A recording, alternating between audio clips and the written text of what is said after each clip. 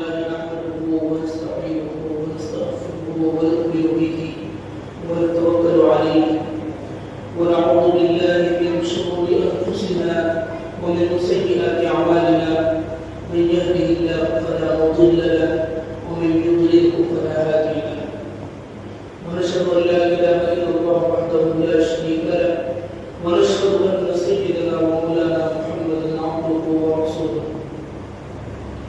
أعوذ بالله من الشيطان الرجيم بسم الله الرحمن الرحيم لن ينال الله لحومها ولا دماؤها ولكن يناله التقوى منكم كذلك سخرها لتكبروا الله على ما هداكم وبشر المحسنين وقال الله تبارك وتعالى قل إن صلاتي ونسكي ومحياي ومماتي لله رب العالمين وقال النبي الكريم صلى الله عليه وسلم من وجد سعة فلم يضع فلا يقربن مصلانا أصحاب رسول الله صلى الله عليه وسلم قالوا يا رسول الله ما هذه الأضاحي قال سنة أبيكم إبراهيم عليه السلام قالوا يا رسول الله فما لنا فيها قال بكل شعرة حسنة قالوا يا رسول الله فالصوف قال بكل شعرة حسنة من الصوف میرے محترم بزرگوں بھائیوں عزیز دوستوں جیسا کہ آپ سبھی کو معلوم ہے کہ آج 27 ذی القعدہ ہے اس مہینے کے بعد جو مہینہ آنے والا ہے وہ ذو الحجہ کا مہینہ آنے والا ہے عربی میں یہ مہینہ اسلامی تاریخ کے حساب سے سب سے آخری مہینہ ہے جس طرح آپ انگریزی تاریخ کے حساب سے سب سے آخری مہینہ دسمبر کو مانتے ہیں ویسے ہی اسلامی کیلنڈر کے حساب سے سب سے آخری مہینہ ذی الحجہ کا مہینہ ہے اور یہ ذی الحجہ کا مہینہ وہ مہینہ ہے جس کو اشہر حرم میں شامل کیا گیا ہے اشہر حرم 4 مہینے ان میں سے ایک ذی الحجہ ہے یعنی ان 4 مہینوں میں قتل و قتال کی ممانعت تھی یعنی آپس کی لڑائی پہلے زمانے میں جو آپس میں جہاد وغیرہ ہوا کرتے تھے اس طرح کی چیزیں ان مہینوں میں ممانعت تھی ان چیزوں کی ان میں سے ایک مہینہ ذی الحجہ کا ہے آپ کو معلوم ہوگا کہ ذی الحجہ کی بڑی فضیلت ہے یہ مہینہ بھی بڑی فضیلت والا مہینہ ہے اس کی کئی وجوہات ہیں پہلی وجہ یہ ہے کہ اس مہینے کے اندر حج جو سب سے اہم ترین عبادت ہے حج کے ارکان پورے ہوتے ہیں حج کے ارکان پورے کیے جاتے ہیں 8 ذی الحجہ سے لے کر 9 10 11 12 ذی الحجہ تک حج کے ارکان ادا کیے جاتے ہیں تو ذرا اندازہ لگائیں کہ وہ حج جس کے بارے میں بے انتہا فضیلتیں آئی ہیں جس کی فضیلتیں قرآن کریم میں احادیث میں بڑی بڑی ہے اس حج جیسی عبادت کا جو وقت مخصوص کیا گیا ہے وہ ذی الحجہ کی انہی تاریخوں یعنی ذی الحجہ کے پہلے عشروں میں یعنی ذی الحجہ کے مہینے میں اور اسی ذی الحجہ کے مہینے کی اللہ تبارک و تعالی نے قسمیں کھائی ہیں والفجر وليال عشر قسم ہے فجر کی وليال عشر اور 10 راتوں کی والشفع والوتر جفت کی اور کاف کی اللہ تعالیٰ کو حالت تسبیح کھانے کی ضرورت نہیں ہے جو کہ اللہ تعالیٰ اللہ ہے وہ جو بات کہہ دے بالکل وہ بات آمنا سلمنا اس کو ماننا ہے لیکن اس کے باوجود کہ اللہ تبارک و تعالیٰ اگر کسی چیز کی قسم کھا کر کسی چیز کو بیان کرتے ہیں تو اس کا مطلب ہوتا ہے کہ اس کی اہمیت کو بتلانا ہے اس کی اہمیت کو واضح کرنا ہے اس کی فضیلت کو بندوں کے سامنے پیش کرنا ہے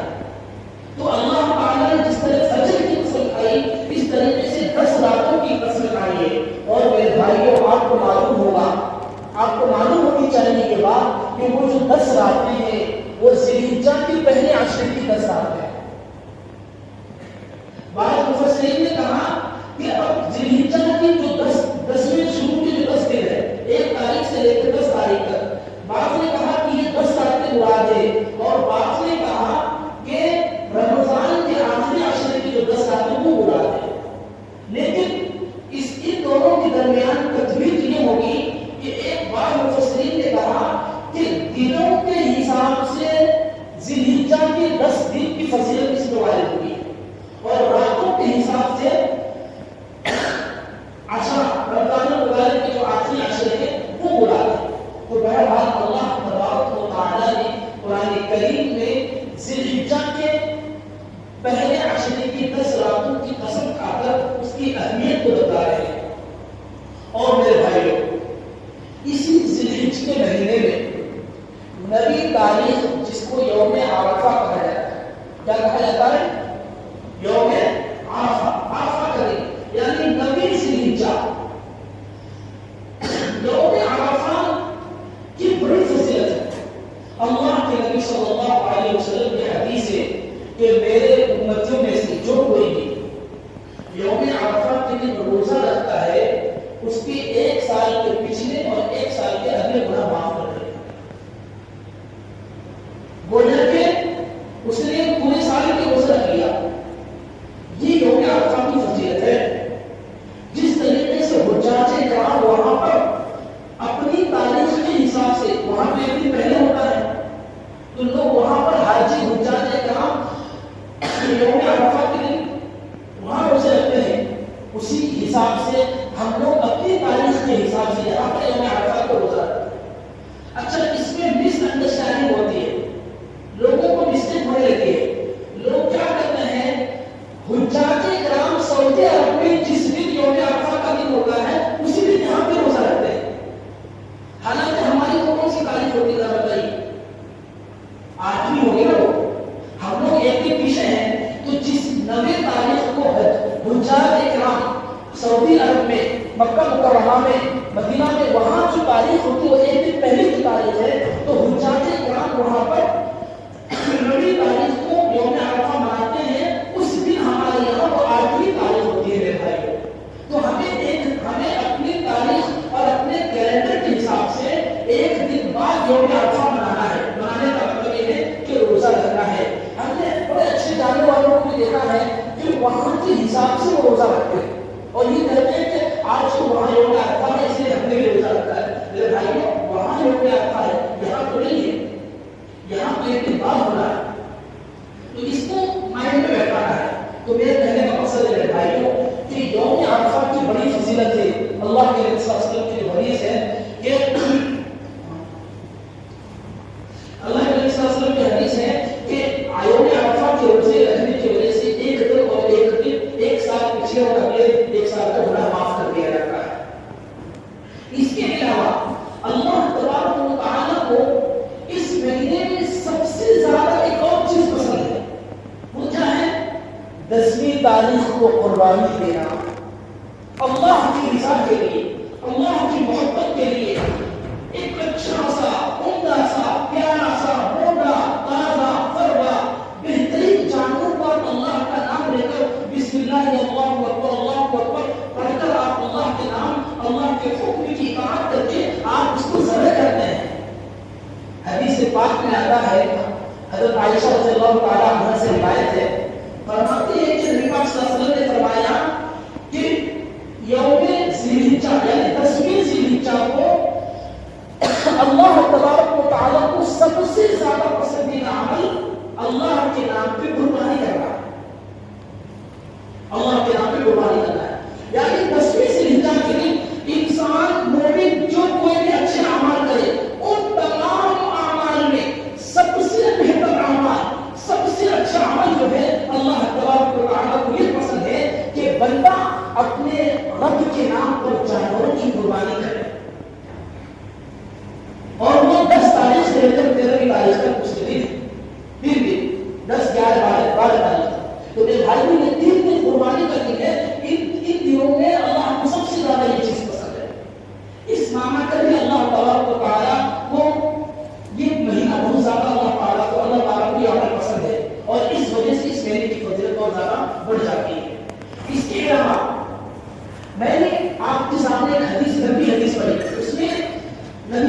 اللہ علیہ وسلم کے صحابہ نے آپ صلی اللہ علیہ وسلم سے پوچھا کہ یا رسول اللہ صلی اللہ علیہ وسلم ہم جو یہ قربانی مناتے ہیں قربانی کرتے ہیں ماں حاضر ازاری یہ قربانی کیا ہے یا رسول اللہ ذرا بتائیے.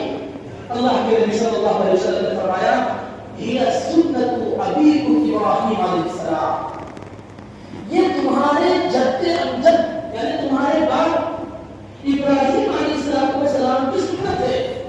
پھر سوال کیا صحابہ نے کہ ٹھیک ہے سنت ہے فما لنا فیہا اس میں ہمارے بھی کیا ہے.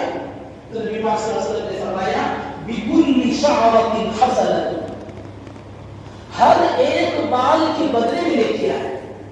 جانور کے جسم پر جتنے بال ہو ان تمام بالوں کو آپ شمار نہیں کر سکتے. ان ایک ایک بالوں کے بدلے میں یہ دیکھی اللہ تعالیٰ اپنے بندوں کو عطا فرماتا ہے. پھر سوال پیدا ہوا کہ یا رسول اللہ وہ جو دھوپے اور بھیڑ جس پہ اون ہوتا ہے اس کے بارے میں کیا حکم ہے. فصوف عربی میں اسے صوف کہا جاتا ہے. سوال ہوا تھا تو نبی پاک صلی اللہ علیہ وسلم نے فرمایا ہاں ان اون کے بالوں کے بدلے میں بھی ایک ایک دیکھی ہے. یعنی چاہے وہ بھیڑ دھوپا کا کھال اس کی کھال ہو اس کے بدلے پر جو اون ہو یا چاہے بال والے کھال یعنی جانور ہو ہر ایک بال یا ہر ایک اون کے بدلے میں ایک ایک دیکھی ہے. میرے بھائیو یہ نبی پاک صلی اللہ علیہ وسلم نے ہمیں بتایا. اب ذرا ہم یہ جو ہے در حقیقت قربانی در حقیقت سنت ابراہیمی بھی ہے اور نبی پاک صلی اللہ علیہ وسلم کی سنت ہے. کیوں؟ اس لیے کہ نبی پاک صلی اللہ علیہ وسلم جب مکہ مکرمہ سے مدینہ تشریف لائے ہیں تو 10 سال کا عرصہ رہا ہے. کتنے سال؟ 10 سال میں آپ نے کبھی قربانی کو نافذ نہیں کیا. مسلسل آپ نے 10 سال مدینہ منورہ میں تشریف فرما کر آپ نے 10 سال 10 سال کی قربانی کی ہے. اور پھر آخری حج کے موقع پر حجۃ الوداع اسے کیا کہا جاتا ہے آپ صلی اللہ علیہ وسلم کا جو آخری حج تھا آخری حج کے موقع پر حجۃ الوداع کے موقع پر آپ نے 100 اونٹوں کی قربانی کی ہے. میرے بھائی کتنے اونٹوں کی؟ 100 اونٹوں کی. اور ان 100 اونٹوں میں سے 63 اونٹوں کو آپ نے اپنے ہاتھوں سے دان کیا ہے. اونٹوں کی قربانی کو کہا جاتا ہے عربی میں نحر. جو لوگ اونٹوں میں چاقو نہیں چلاتے بلکہ وہاں پر کٹ لگاتے ہیں نس میں تو اس کو نحر کہا جاتا ہے. نحر قرآن کریم میں ہے انا اعطیناک الکوثر فصل لربک وانحر. یہ جو نحر ہے وانحر اس کے معنی قربانی کے بھی آتے ہیں اور نحر کے بھی آتے ہیں. اونٹوں کے چونکہ نحر ہوتی ہے تو نبی پاک صلی اللہ علیہ وسلم حجۃ الوداع کے موقع پر آپ نے 100 اونٹوں کی قربانی دی ہے میرے بھائیوں. اور ان 100 اونٹوں میں سے 63 اونٹوں کی قربانی آپ نے اپنے ہاتھوں سے دی. بقیہ اونٹوں کی قربانی حضرت علی رضی اللہ تعالیٰ عنہ نے. تو یہ قربانی کے فضائل ہے. تو میرے بھائیوں جس طریقے سے یہ نبی پاک صلی اللہ علیہ وسلم کی سنت ہے ویسے ہی در حقیقت یہ سنت ابراہیمی بھی ہے. ہم حضرت ابراہیم علیہ السلام کی یاد میں اس عمل کو ہر سال ہم اس عمل کو تازہ اور زندہ کرتے ہیں. ہر سال اس سنتوں کو ہم اپناتے ہیں. میرے بھائیوں آپ کو معلوم ہوگا قربانی کی تاریخ اگر آپ نے پڑھی ہوگی تو آپ کو معلوم ہوگا کہ قربانی کی تاریخ کس قدر عظیم و شان تاریخ ہے. قرآن کریم کے اللہ نے فرمایا وَلِكُلِّ أُمَّةٍ جَعَلْنَا مَنسَكًا لِيَذْكُرُوا اسْمَ اللَّهِ کہ ہم نے ہر امتیوں کو قربانی کا حکم دیا ہے کہ وہ اللہ کے نام پر قربانی کرتا رہے. اور ایک دوسری جگہ قرآن کریم ہمیں تاریخ بتاتی ہے. کیا بتاتی ہے؟ وَاتْلُ عَلَيْهِمْ نَبَأَ ابْنَيْ آدَمَ بِالْحَقِّ اے نبی پاک صلی اللہ علیہ وسلم آپ ان اہل کتابوں کو کہہ دیجئے کہ جب ابن آدم یعنی حضرت آدم کے 2 بیٹوں نے اللہ کے سامنے میں قربانی کی. جب 2 قربانی کرنے والوں نے قربانی کی فَتُقُبِّلَ مِنْ أَحَدِهِمَا تو ان میں سے ایک کی قربانی قبول ہو گئی وَلَمْ يُتَقَبَّلْ مِنَ الْآخَرِ اور دوسرے کی قربانی قبول نہیں ہوئی. میرے بھائیو در حقیقت قربانی کا یہ عمل صرف اور صرف حضرت ابراہیم سے نہیں بلکہ ہم قرآن کریم کو دیکھتے ہیں تو قرآن کریم ہمیں یہ بتاتا ہے کہ قربانی کا جو عمل جو ہے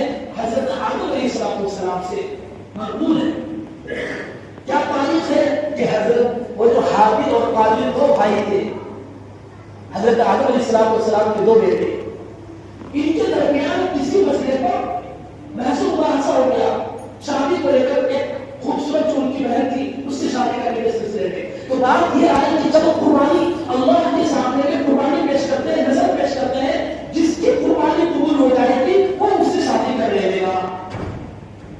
اب ہوا یہ کہ حابیل چھوٹا بھائی تھا، قابیل بڑا بھائی تھا. دونوں نے قربانی پیش کی، قربانی کی اللہ کے نام پہ.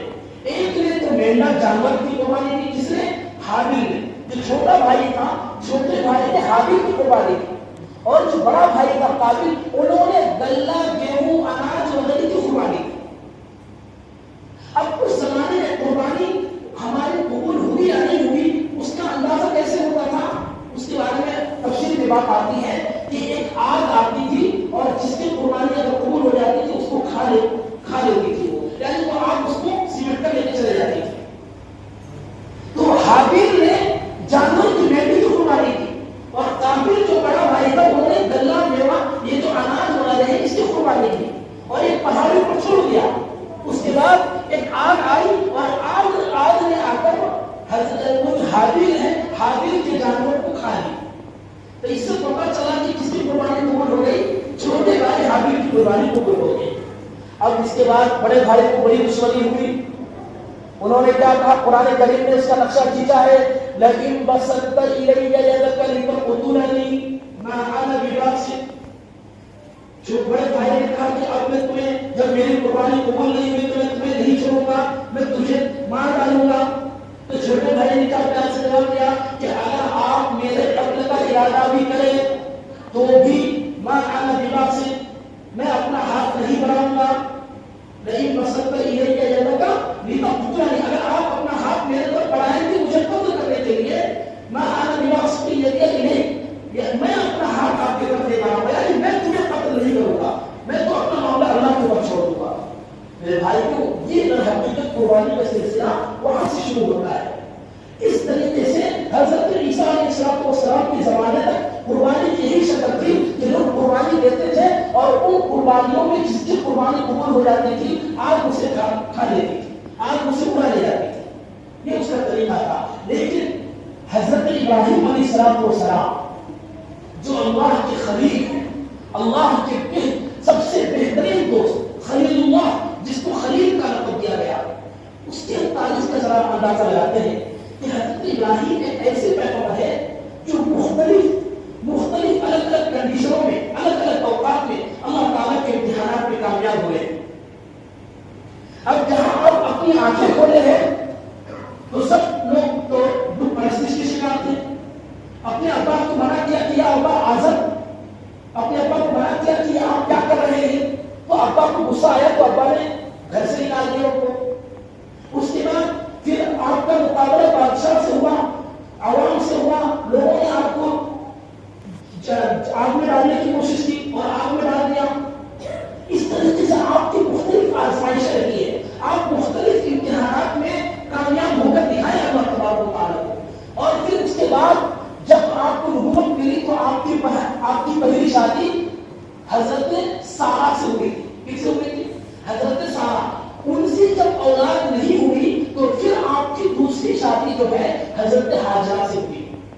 لیکن میرے بھائیوں، وہ جو آپ کی عمر بڑھتی گئی، آپ کو اولاد نہیں ہو رہی تھی، ہمیشہ آپ دعا مانگتے تھے، رب ہب لی من الصالحین، اے میرے رب مجھے بہترین نیک صالح اولاد عطا کر دیجیے، مجھے نیک صالح اولاد عطا کر دیجیے. دوسری بیوی آپ کی حضرت ہاجرہ ہے اور آپ اللہ سے دعا مانگ رہے، پیغمبر ہے. 86 سال کی عمر میں آپ کو اولاد ہوئی، 86 سال کی عمر سے پہلے آپ کو کوئی اولاد نہیں ہوئی اور اللہ کے دربار میں خود دعائیں مانگ رہے، پیغمبر ہے، رب ہب لی من الصالحین، اے اللہ ہمیں ایک نیک صالح اولاد دے دیجیے. اس طریقے سے دعائیں مانگ رہے ہیں. اور پھر اس کے بعد اللہ تعالیٰ خوشخبری سناتے ہیں، فبشرناہ بغلام حلیم. اے حضرت جبرائیل جاؤ حضرت ابراہیم علیہ السلام کو خوشخبری سنا دو کہ میں اسے ایک وارث عطا کرنے والا ہوں، ایک غلام یعنی بالکل لڑکا، بغلام حلیم، وہ لڑکا بڑا فرما بردار ہوگا، بردبار ہوگا، دینی سمجھ ہوگی، باپ کا فرما بردار ہوگا، اللہ تبارک و تعالیٰ کا بہترین بندہ ہوگا. اس طریقے سے اس کو خوشخبری سنائی. اور پھر آخر میں بھائیوں اللہ نے انہیں اولاد دی حضرت حاجرہ کے مطلب سے. اس کے بعد قرآن کریم نے اس کا مزید نقشہ کیا ہے. فلما بلغ معه السعي قال انی ارى فی المنام. جب یہ بچہ پیدا ہوا تو ذرا آپ اندازہ لگائیے 86 سال کی عمر میں ایک پیغمبر بوڑھاپے کی عمر میں اللہ تعالیٰ نے ایک اولاد دی ہے تو کتنی اس اولاد سے محبت ہوگی, کیا جذبات اسے کتنے وابستہ ہوں گے, کتنی عقیدت و محبت ہوگی. ابھی اولاد ملی ہی تھی کہ اب پھر ایک دوسری آزمائش شروع ہوئی. اس سے پہلے ایک آزمائش اور تھی. وہ آزمائش یہ تھی کہ جب حضرت اسماعیل پیدا ہوئے تو اللہ نے حکم دیا کہ آپ حضرت حاجرہ کو اور حضرت اسماعیل علیہ السلام کو ملک شام سے نکل کر چلے جائیے کعبۃ اللہ. اور کعبۃ اللہ ایسی بنجر زمین جہاں کوئی گھاس پھوس نہیں, جہاں کوئی سرسبز و شادابی نہیں, جہاں کھانے پینے رہنے سہنے کا کوئی انتظام نہیں, جہاں دور دور تک کوئی ابن آدم بھی نظر نہ آئے, ایسی جگہ جانے کا حکم ہوا. اللہ نے کہا کہ آپ اپنی اہلیہ اور اپنے بچوں کو لے کر اس وادی غیر ذی زرع میں چلی جائیے جہاں کعبۃ اللہ ہے آج کے دن میں. وہاں اس زمانے میں کچھ نہیں تھی, کوئی کھیت کھلیان دور دور تک انسانوں کا کوئی بسیرا نہیں تھا, بنجر زمین تھی, پتھر ہی پتھر, چٹیل میدان تھا. آپ وہاں پر گئے ہیں اور وہاں جانے کے بعد پھر حکم ہوا کہ یہاں آپ اپنے اہلیہ اور اپنے بچوں کو چھوڑ کر یہاں سے آپ نکل جائیں. حضرت ابراہیم اپنی بیوی اپنے بچے کو چھوڑ کر جا رہے ہیں. حضرت حاجرہ جو بیوی ہے وہ کہنے کی ہے کہاں جا رہے ہیں ہمیں یہاں چھوڑ کر. حضرت ابراہیم علیہ السلام نے بھائیوں کوئی جواب نہیں دیتے, کوئی جواب نہیں دیتے. پہلا سوال ہوتا ہے کہاں جا رہے ہیں, کوئی جواب نہیں ہے. دوسری بات سوال ہوتا ہے کہاں جا رہے ہیں ہمیں ساتھ چھوڑ کر, بچہ ہے کیسے رہیں گے یہاں پر, پھر بھی کوئی جواب نہیں آتا ہے. تیسری بات جب حضرت حاجرہ سوال کرتی ہے تو سمجھ جاتے ہیں کہ شاید یہ اللہ کا, اس لیے پھر وہ سوال کرتی ہے کیا یہ اللہ کا حکم ہے کہ آپ ہمیں یہاں چھوڑ کر جا رہے ہیں, تو جواب ہوتا ہے جی اللہ کا حکم ہے. پھر میرے بھائی کو ذرا دیکھیں بیوی بھی کتنی نیک تھی, کہہ رہی ہے کہ جب اللہ کا حکم ہے تو کوئی بات نہیں, وہ اللہ ہماری حفاظت کر لے گا. آپ کو حکم ہوا یہاں سے جانے کا, آپ یہاں سے چلے جائیں. میرے بھائی اس حالت میں حضرت ابراہیم وہاں سے چلے جاتے ہیں اور اس طریقے سے داہر باہر آنا جانا آپ کا لگا رہتا ہے. لیکن جب بچہ فلما بلغ معه السعي, جب بچہ کھیل کود کی عمر کو بڑا ہوا, جس کے بارے میں مفسرین نے بعض نے کہا ہے کہ 12 سے 14 سال کی عمر کو بچہ اپنی عمر کو پہنچا, یا بعض نے کہا کہ 7-8 سال کی عمر کو پہنچا, تو اب کہتے ہیں اللہ تعالیٰ اب خواب میں آپ پہ امتحان لے رہے ہیں. کیا دیکھ رہے ہیں؟ قال انی ارى فی المنام, کہ میں خواب میں دیکھتا ہوں, انی اذبحک فانظر ماذا ترى, کہ بیٹا میں تمہیں ذبح کر رہا ہوں خواب میں. ہر دن تو خواب میں وہی بات آ رہی ہے, اللہ تعالیٰ خواب میں وہی دکھا رہے ہیں. کیا دکھا رہے ہیں کہ آپ اپنے بیٹے کو ذبح کیجیے. اب جب یہ خواب کو آ رہا ہے تو میرے بھائی آپ کو معلوم ہے کہ پیغمبر کا خواب بھی وہی ہوا کرتا ہے. پیغمبر کا خواب بھی کیا ہوتا ہے, وہی ہوتی ہے. اب حضرت ابراہیم ہر دن اپنے خواب کی یہ کریں گے کہ میں اپنے بیٹے کو ذبح کر رہا ہوں. آخر معاشرہ کیا ہے, پریشان ہے اور سوچنے پڑ گئے کہ ہم اپنے بچوں کو کیسے ذبح کر سکتے. لیکن پھر بھی میرے بھائی پیغمبر تو پیغمبر ہوتا ہے, پیغمبر کا ایمان اتنا مضبوط ہوتا ہے, وہ اپنے بیٹے سے رائے لیتے ہیں کہ انی ارى اذبحک, اے بیٹا انی ارى فی المنام, میں تمہیں خواب میں دیکھ رہا ہوں کہ میں تمہیں ذبح کر رہا ہوں. فانظر ماذا ترى, میرے بیٹے تم بتا کہ دل کیا رہا ہے. میں تو ہر دن خواب دیکھ رہا ہوں کہ میں تمہیں خواب میں ذبح کر رہا ہوں اللہ کے نام پہ, اب تم بتا کہ تمہاری کیا رائے ہے. میرے بھائی دیکھو, لیکن بیٹا نے کتنا فرما بردار تھا, کتنی ان کے اندر دینی سمجھ تھی. انہوں نے کیا کہا کہ ابا جان جب آپ خواب کی بات دیکھ رہے ہیں اور نبی کا خواب جو وہی ہوتی ہے یقینی طور پر اللہ کی طرف سے وہی آئی ہے, تو فانظر ماذا فافعل ما تؤمر, ابا جان کر گزریے جو آپ خواب میں دیکھ رہے ہیں, جو اللہ آپ سے چاہ رہے ہیں آپ اس کو کر گزریے.